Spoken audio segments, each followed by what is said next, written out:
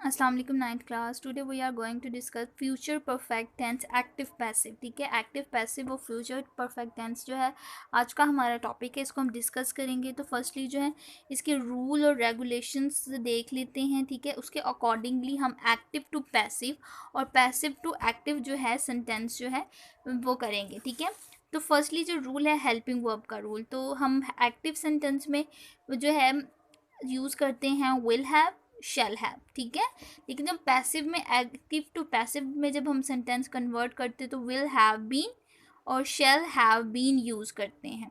ठीक है, शैल हम किसके साथ यूज़ करते हैं? आई और वी के साथ। बाकी जितने भी सेंटेंस हैं हम उसके साथ विल यूज़ करते हैं। इसी तरह शैल हैव बीन हम आई और वी के साथ यूज़ करेंगे। ठीक है, बाकी सेंटेंस के साथ बाकी जितने नाउन प्रोनाउन हैं हम उनके साथ विल हैव बीन यूज़ करेंगे।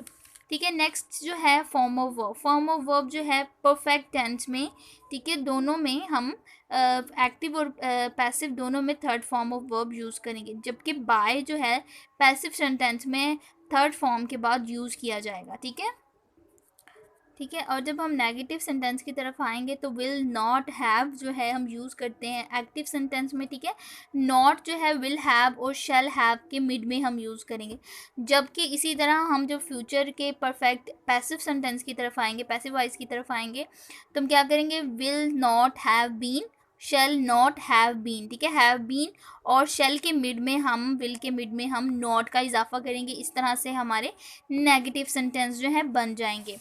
ठीक है, नेक्स्ट रूल है इंटरोगेटिव का।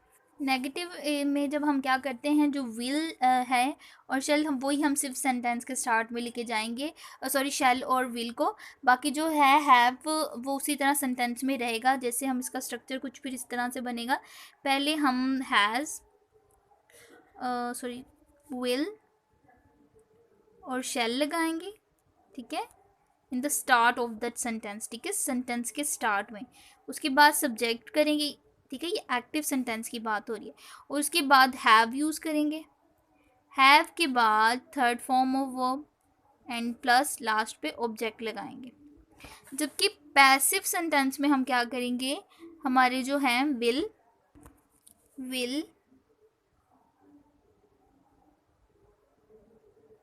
और शेल को सिर्फ स्टार्ट में लिखेंगे, बाकी उसके बाद ऑब्जेक्ट लगाएंगे। ठीक है, पैसिव सेंटेंस की मैं बात कर रही हूँ। ठीक है, उसके बाद हैव बीन। ठीक है, हैव बीन, उसके बाद हम third form of verb use करेंगे, फिर बाय यूज़ करेंगे और लास्ट पे हम सब्जेक्ट अकॉर्डिंग टू टेबल जो हम पहले कर चुके हैं। जैसे आई को मी में चेंज करेंगे, शी है तो उसको हर में चेंज करेंगे, ही है तो हिम में, आगे जो है वी है तो अस में। इसी तरह हम जो है सब्जेक्ट चेंज करेंगे। ठीक है, उसके बाद जो है आपने इस तरह से स्ट्रक्चर को फॉलो करते हुए सेंटेंस जो है आपके बन जाएंगे। तो फर्स्ट एग्जांपल है जो है एक्टिव टू पैसिव सेंटेंस की, we shall have won the match. तो क्या करेंगे? द मैच, ये हमारा ऑब्जेक्ट है, the match will have been won by us। ठीक है, वही है तो उसको हमने अस में चेंज कर दिया। कैसे किया? इधर सबसे पहले एक्टिव सेंटेंस में हम सब्जेक्ट लगाते हैं। ठीक है, फिर हेल्पिंग वर्ब यूज़ करते हैं। ठीक है, फिर मेन वर्ब जो कि थर्ड है वो लगाएंगे और लास्ट पे ऑब्जेक्ट। ये है एक्टिव सेंटेंस में। जब हम पैसिव में कर जाते हैं तो क्या करते हैं? ऑब्जेक्ट पहले लगाते हैं, फिर हम हेल्पिंग वर्ब यूज़ करते हैं। ठीक है, ये हेल्पिंग वर्ब है हमारा, विल हैव बीन। ठीक है, फिर थर्ड फॉर्म ऑफ वर्ब, फिर बाय का यूज़ करते हैं और लास्ट पे हम सब्जेक्ट यूज़ करते हैं। ये जो है स्ट्रक्चर को है दोनों के आपने याद रखना है। ठीक है, आपको एक्टिव टू पैसिव भी सेंटेंस आ सकता है और पैसिव टू एक्टिव भी आ सकता है। ठीक है, नेक्स्ट एग्जाम्पल है they will have played the hockey. तो क्या करेंगे? द हॉकी, ये हमारा ऑब्जेक्ट है, the hockey will have been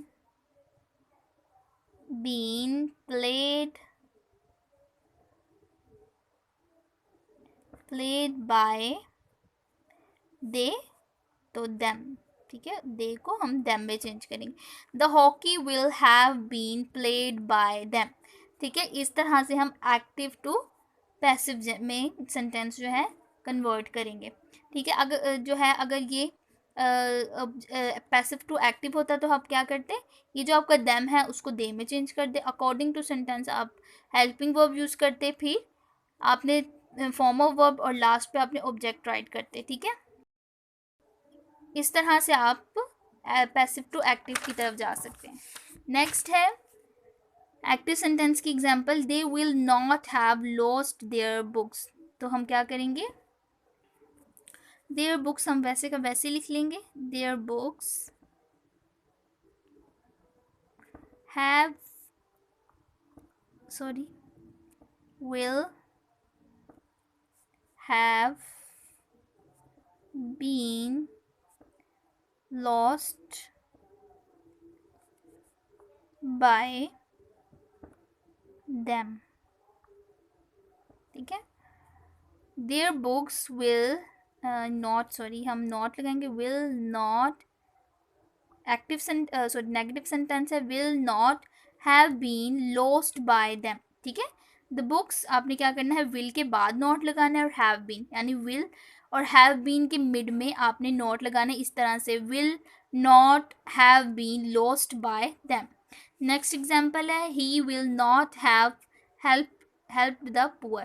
तो आप क्या करेंगे, द पुअर ये आपका ऑब्जेक्ट है, the poor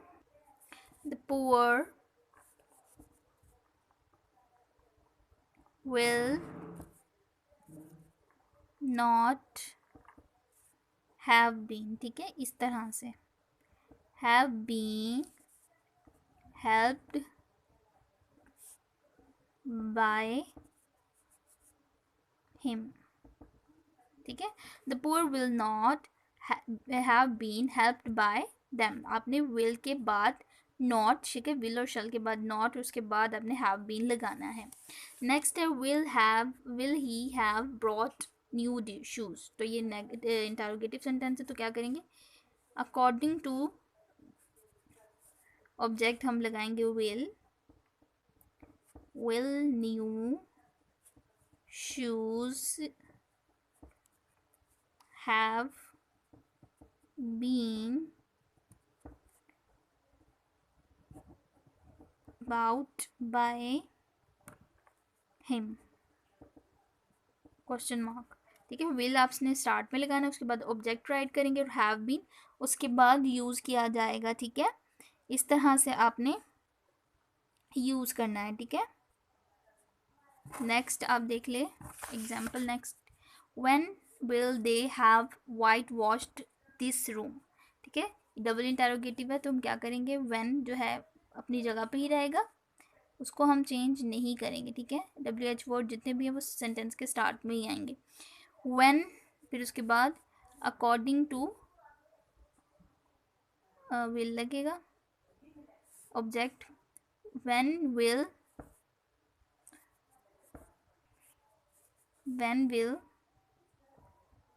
this room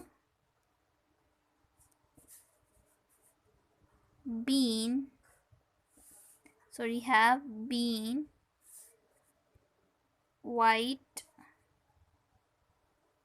washed by them। okay, when will this room have been whitewashed by them। ठीक है, इस तरह से आप डबल इंटरोगेटिव सेंटेंस करेंगे। आपने एटलीस्ट इसकी जो है 15 सेंटेंसेस अपनी नोटबुक पे इसकी प्रैक्टिस करनी है। ठीक है, आज का आपका इतना ही लेसन है। आप जो है आपने इसकी प्रैक्टिस करनी है बस, और अल्लाह हाफिज़।